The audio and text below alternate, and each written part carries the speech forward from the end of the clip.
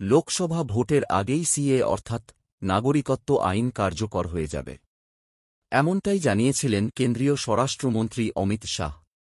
এমনকি কেন্দ্রীয় প্রতিমন্ত্রী শান্তনু ঠাকুরের মুখেও সেই কথা শোনা গেছিল। অবশেষে কার্যকর হতে চলেছে নাগরিকত্ব আইন। আজ সোমবার রাত 10টার মুখে সিএ সংক্রান্ত বিজ্ঞপ্তি জারি হয়ে যাবে বলে জানা গিয়েছে। বিজ্ঞপ্তি জারির পরেই সিএ আইন কার্যকর হয়ে যাবে বলে জানা গিয়েছে।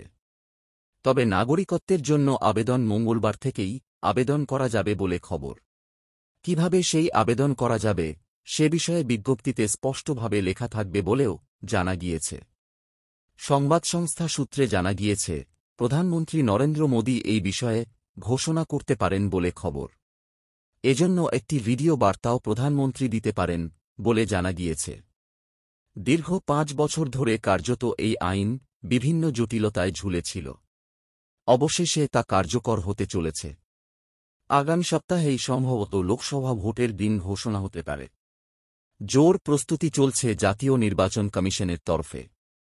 আর এর মধ্যেই সিএ সংক্রান্ত বিজ্ঞপ্তি জারি করতে চলেছে নরেন্দ্র মোদী সরকার।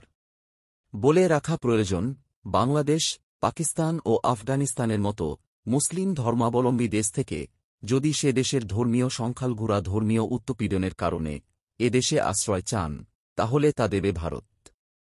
যদিও বাংলায় সিএ কার্যকর করা হবে না বলে ইতিমধ্যেই স্পষ্ট করে দিয়েছেন মুখ্যমন্ত্রী মমতা বন্দ্যোপাধ্যায়।